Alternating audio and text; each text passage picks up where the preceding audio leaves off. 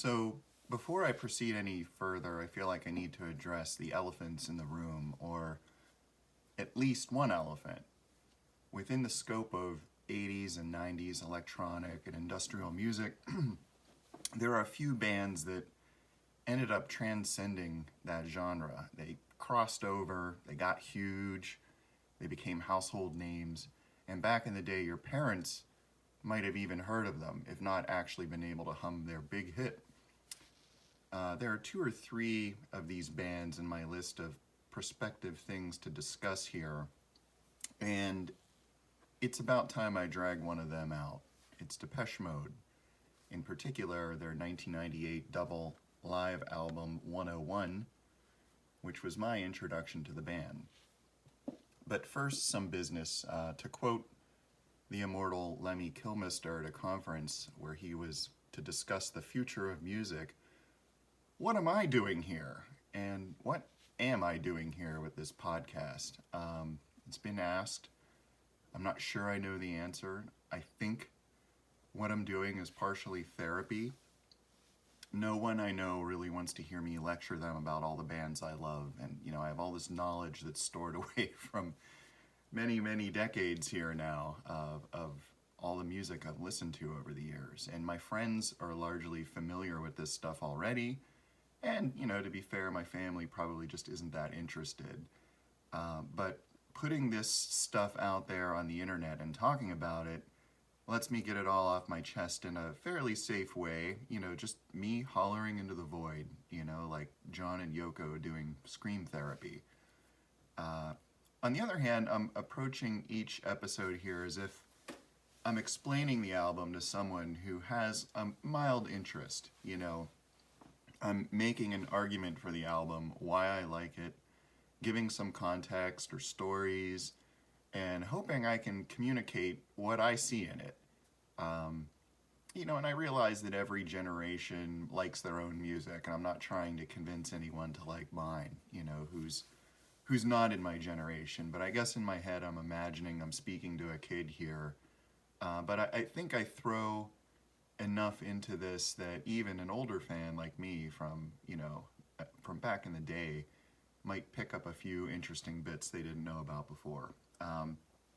It is funny, but I like listening to internet randos talk about music I love, and it almost doesn't matter what they say about it.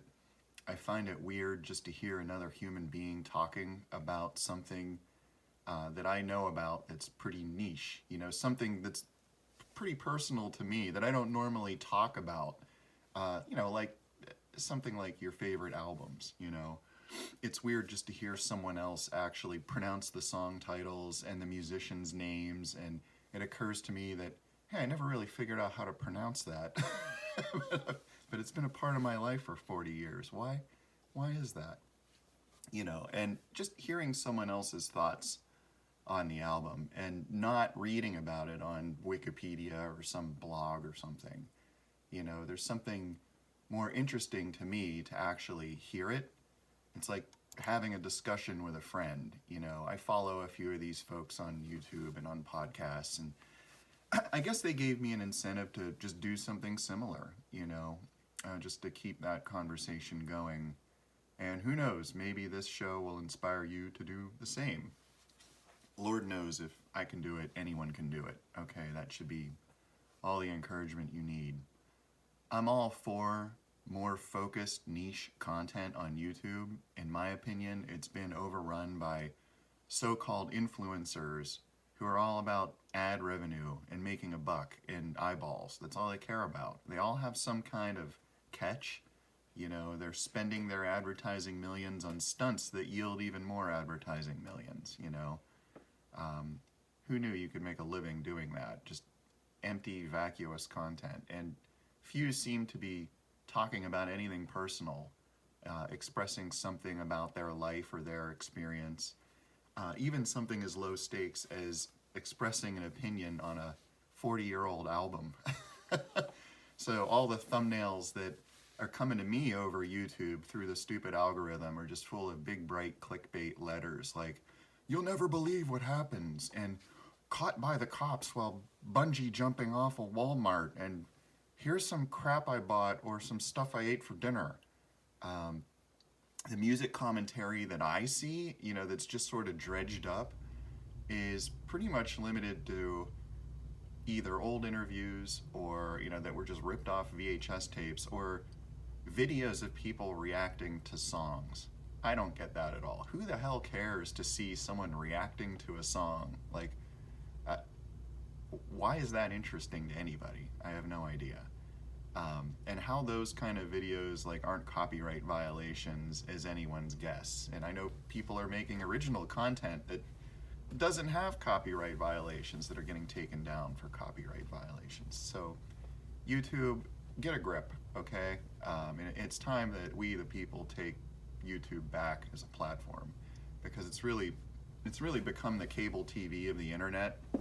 It's just a desolation, 1,000 channels of nothing. And at least, I guess we are paying for it through ISP fees and whatnot, but I encourage you all to fight back. Start your own channel. Talk about something in your life that means something to you. And Lemmy, that's what we're doing here. So that's the end of my rant. So let's go back to the elephant in the room here, one of them, Depeche Mode.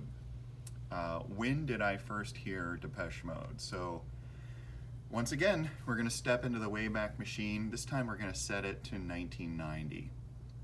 And it may be hard to believe it now, and kids don't know who they are, but in 1990, Depeche Mode were about to become the biggest band in the world, or one of the top 3 biggest bands in the world, and they blew up beyond all expectations with their album Violator.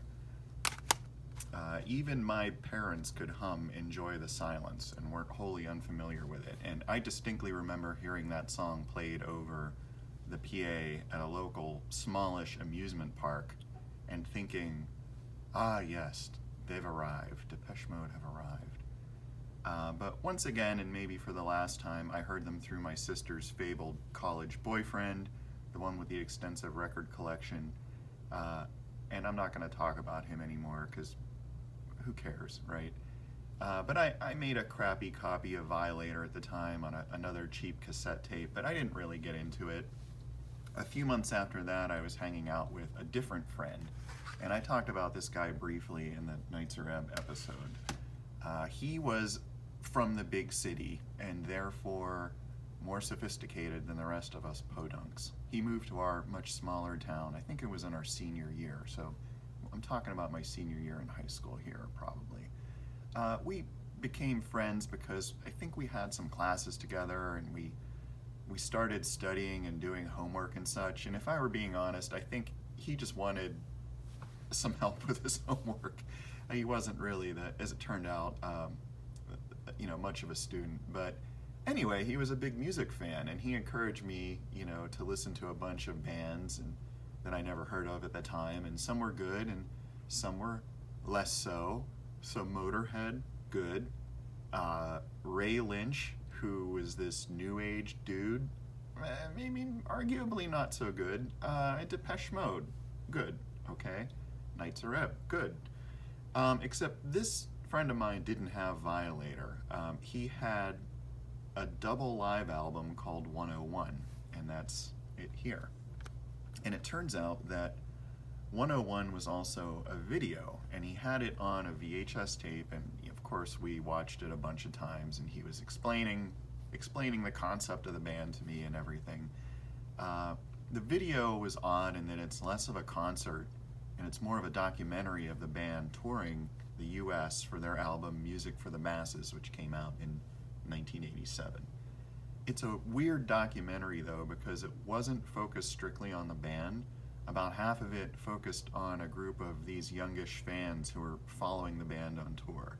And it all led up to this big concert at the Pasadena Rose Bowl in California.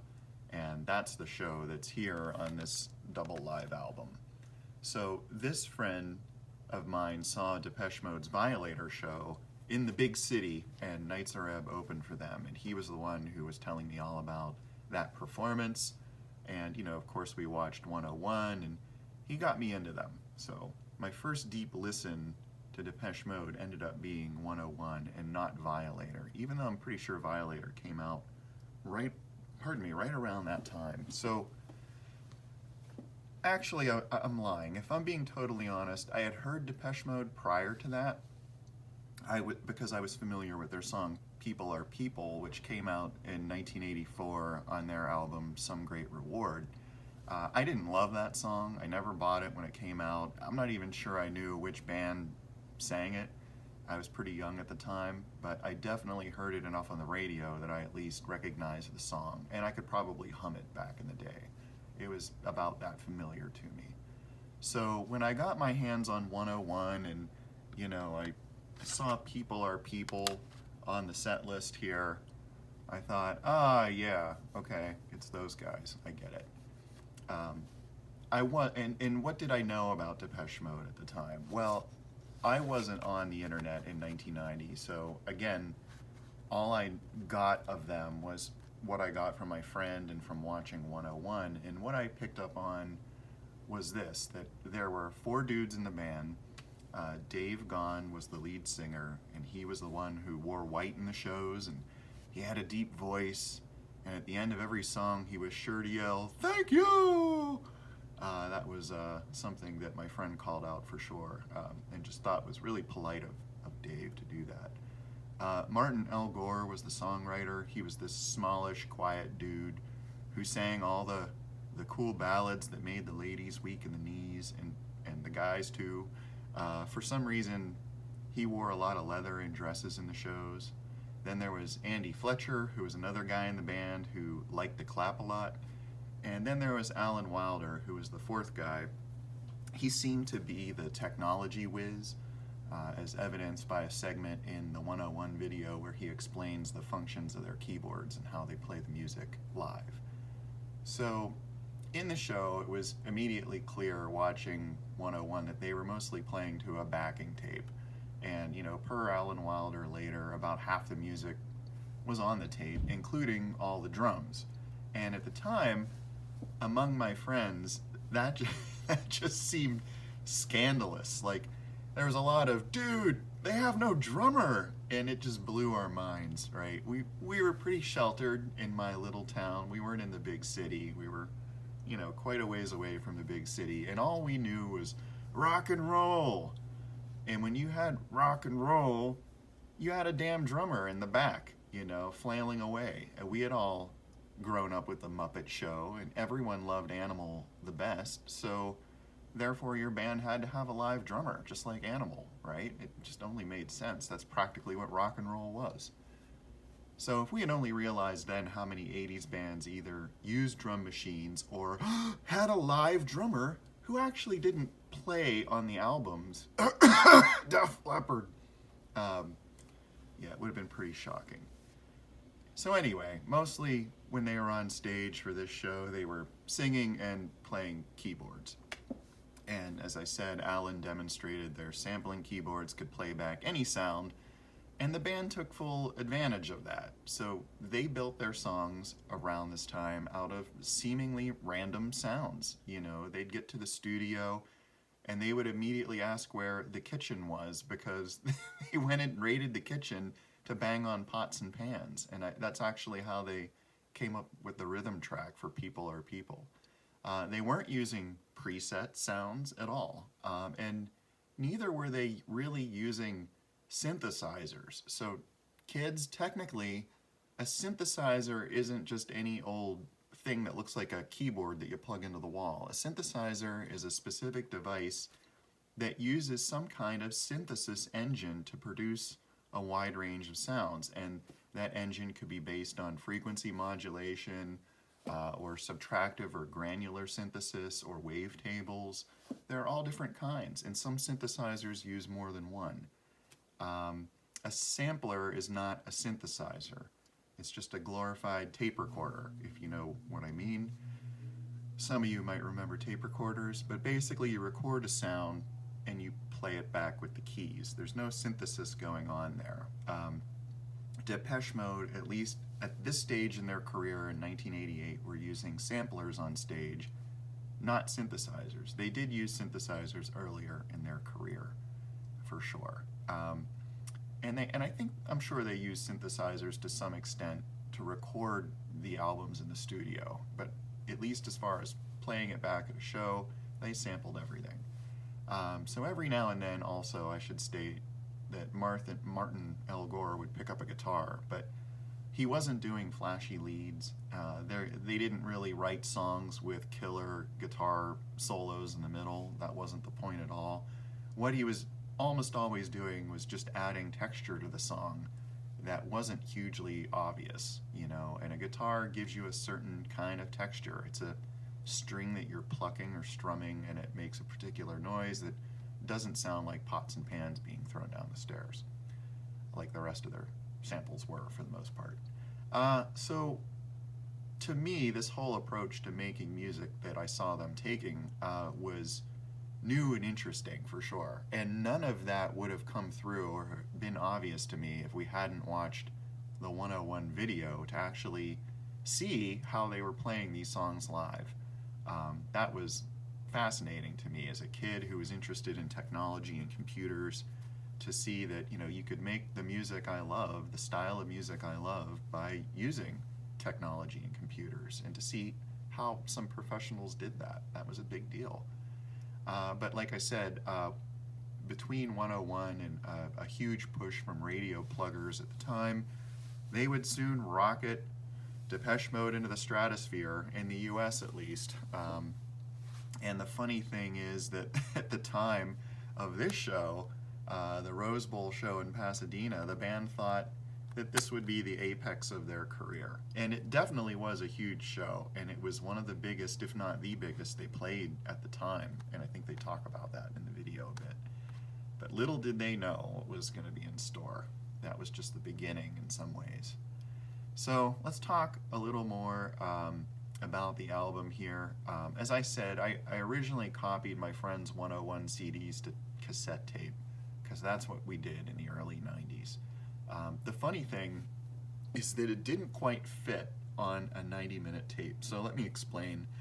A 90-minute tape had 45 minutes on each side. So in this case, disc A fit all right, I guess, on side A, but disc B cut side B off halfway through the second to the last song, which was Just Can't Get Enough, which was perfectly fine, since I could easily get enough of that tune.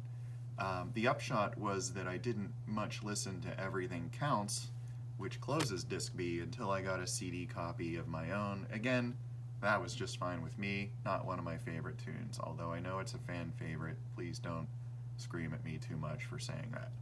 Or what the hell, scream if you want, whatever. But that was a common feature of tape piracy, folks, like not hearing the last bits of an album. This was very common. It happened to me, I remember, with 9 Inch Nails' Pretty Hate Machine. It had the same problem. It cut off midway through Ring Finger, and I didn't hear the end of Ring Finger until probably 3 years later when I picked it up on CD myself. And, you know, the music industry is as it was and ever will be. They make you buy the same music over and over and over again in different formats, and now they're doing it with digital rights management. Thank you, Apple. Anyway, back to 101. Let's talk about the artwork. So the artwork for 101, I'm pretty sure this is the first time the band worked with Anton Corbijn, the great Anton Corbijn, the photographer. He's a Dutch photographer. He became famous in the 80s for taking cool looking, and the 70s too, for taking cool looking grainy black and white pictures of famous post-punk bands like Joy Division, U2, and then Depeche Mode. I'm sure, I have no doubt, that there are entire smartphone apps out there with filters that emulate his style, because it's very distinctive.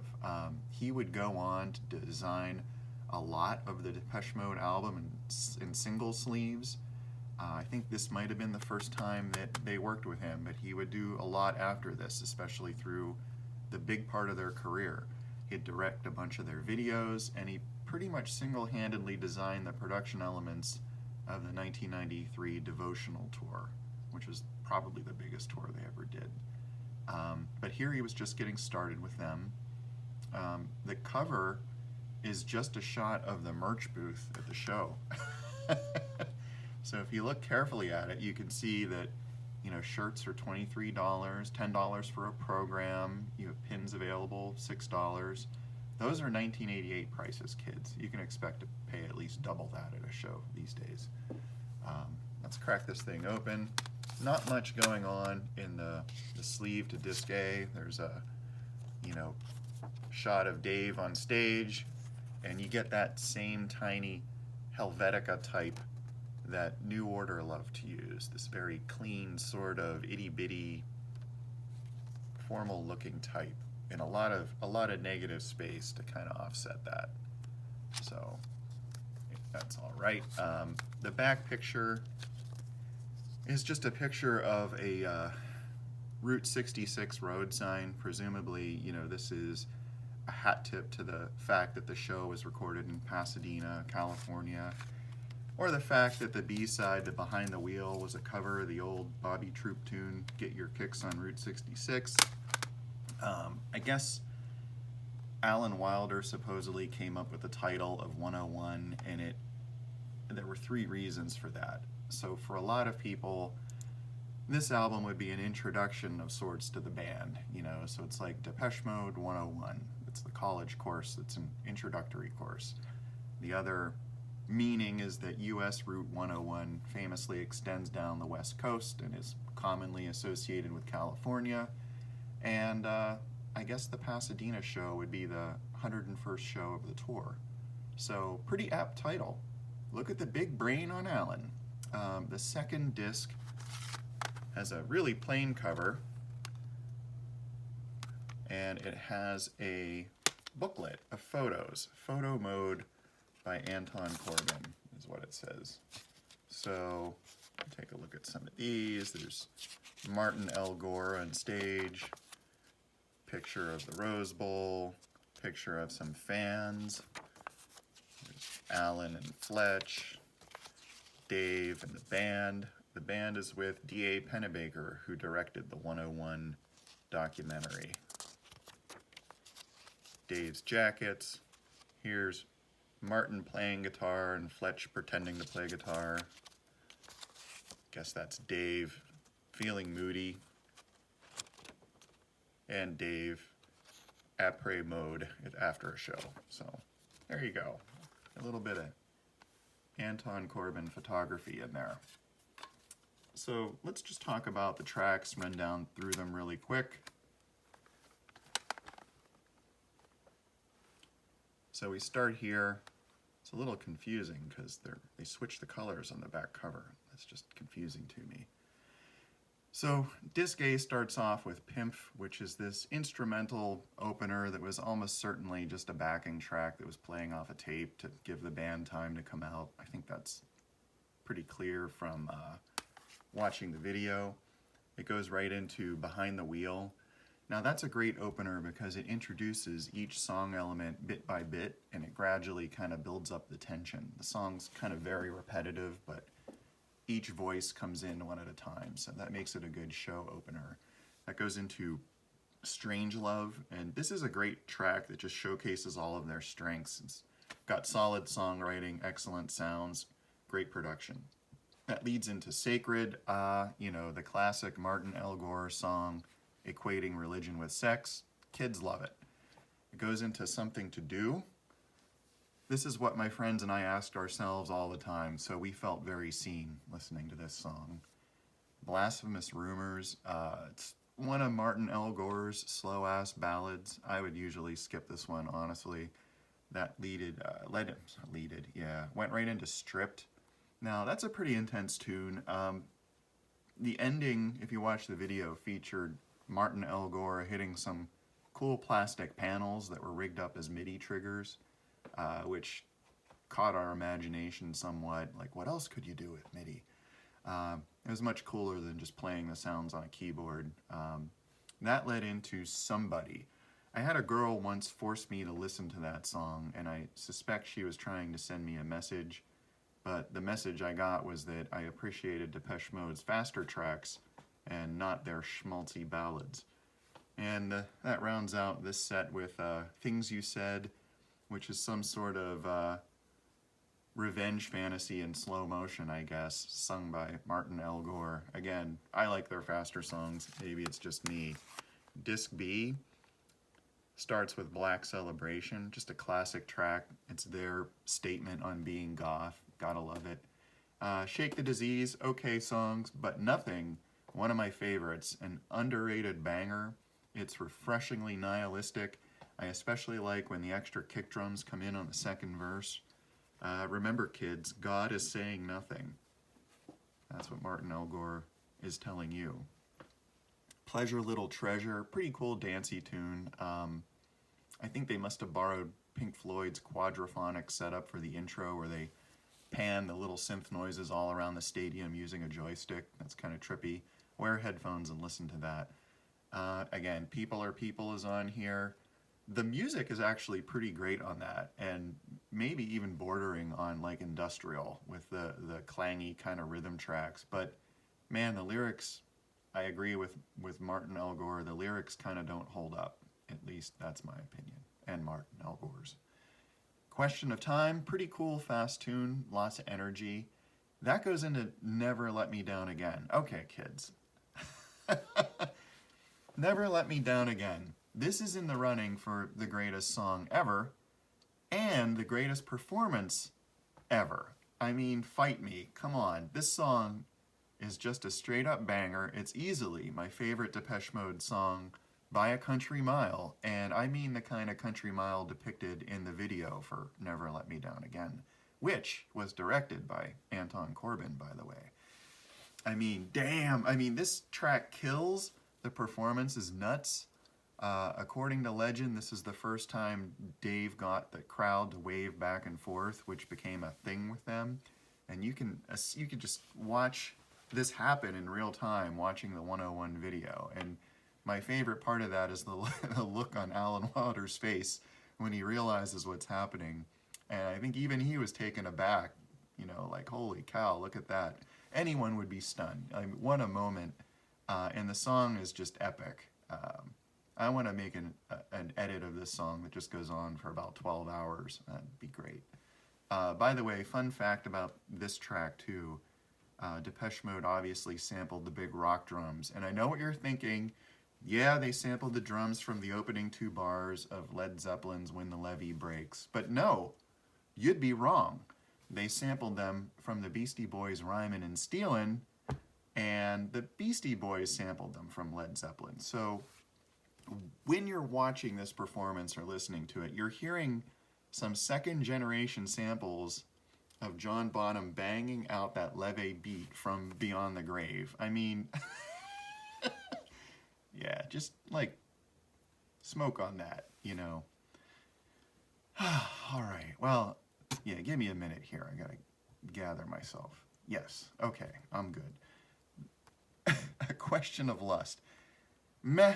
Another slow-ass Martin L. Gore vocal that I tend to skip. I mean, man, no wonder that girl refused to date me.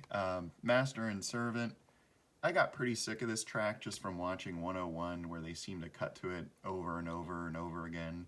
Again, the music is all right in my mind, but the lyrics are just kind of dated and cringy. Just can't get enough. The oldest song in this set, it was written by Vince Clarke, who was their original band leader. He left after the first album to form a bunch of other classic bands. But for fun, just go to the official video for this track and check it out, because they're all like 16 in that video. It's just funny to see. Everything Counts is the last song, and it's a fan favorite, maybe because there's this big sing-along chorus at the end, but it's not really a favorite of mine. Meh, I give it a 2 meh. How about that? So what is that? 4 meh songs out of 20, and that's not bad, especially when you consider that this album includes some really great tunes and classic tunes, and let's face it, the greatest tune ever, Never Let Me Down Again.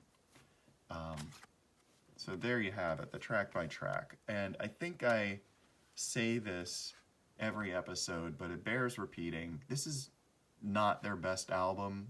I'm not saying it's their best album. It's not even close. It's just where I happen to get on the bus, right? It's the first stuff of theirs I really gave a careful listen to. So it's special to me, and since this is my show, it's what I choose to talk about. It's notable, thinking about this album, that there are so many great and classic tracks in this show, yet it doesn't include Violator or Songs of Faith and Devotion. It's completely missing Depeche Mode's greatest hits that would come after the recording of this show, for the most part. They could have knocked the band on the head after this show and called the whole thing a massive artistic and commercial success.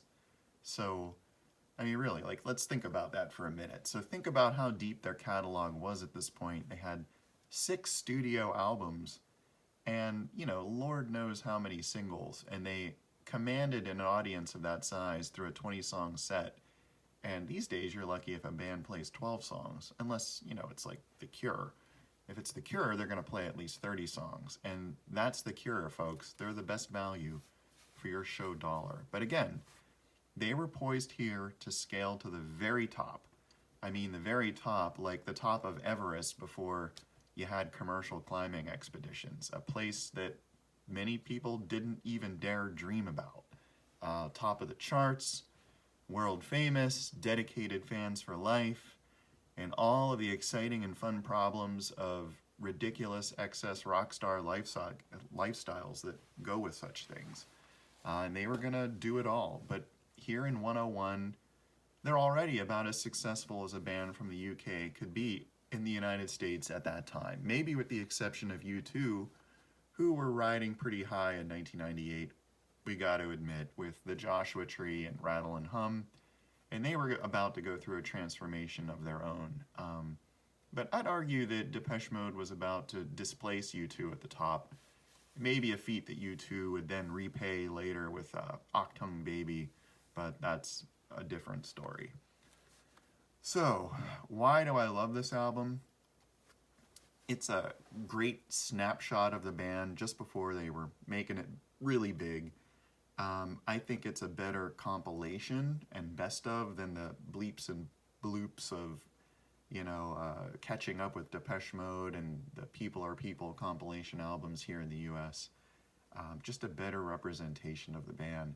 Even Just Can't Get Enough is delivered here in a slightly more ballsy way because, it's live and they're more experienced and it's a big crowd that's really responding. It was my entree into Depeche Mode. And it probably made me revisit that crappy copy of Violator I got and give it maybe a little bit more of a listen. And soon, though, I would take the plunge.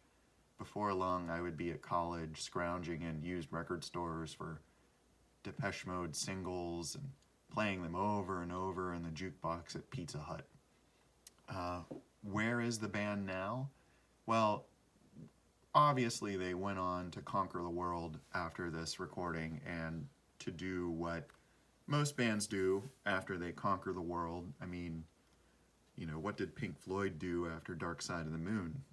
Exactly. They released steadily worse albums and they lost some members and carried on for decades as a pale imitation of their former glorious selves and crapped all over their legacy and forced us to remember them as being middle-aged and old rather than,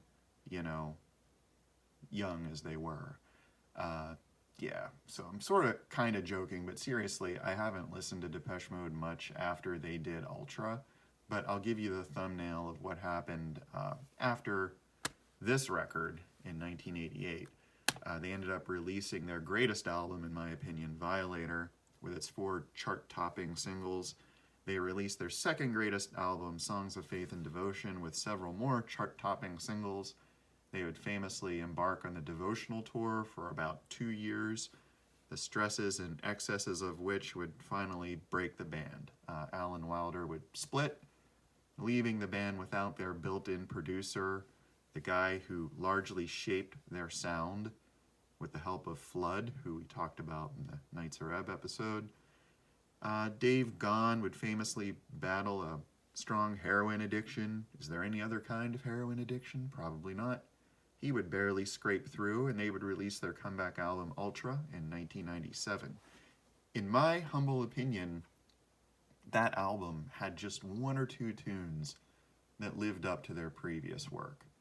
I could sense a shift there away from melody and atmospherics, the kind of stuff that Alan Wilder brought to the mix, in favor of just, more generic dance beats. And I didn't dig that transformation. So other than a few singles here and there, I really haven't heard much of their later work. Kind of am not keeping up with Depeche Mode. But as far as where they were with 101, the best was yet to come. I'll definitely speak of their other albums in the future, but until then, I'm just going to stick a pin in it here. And there you have it, kids. One of the elephants in the room, the mighty Depeche Mode. That's all I've got for you today. If you dug this, stick around. I have a huge music collection and some time in my hands, and I'm going to go through this stuff. Plenty more old-ass 80s and 90s albums to consider. Stronger Than Reason is available on YouTube and as a podcast wherever you do your podcast thing. And if you like what you heard, please do what the kids say, like and subscribe. I am just one dude with an opinion. Consider leaving yours as a comment or make your own show. Let's all make our own shows. But until next time, stay strong.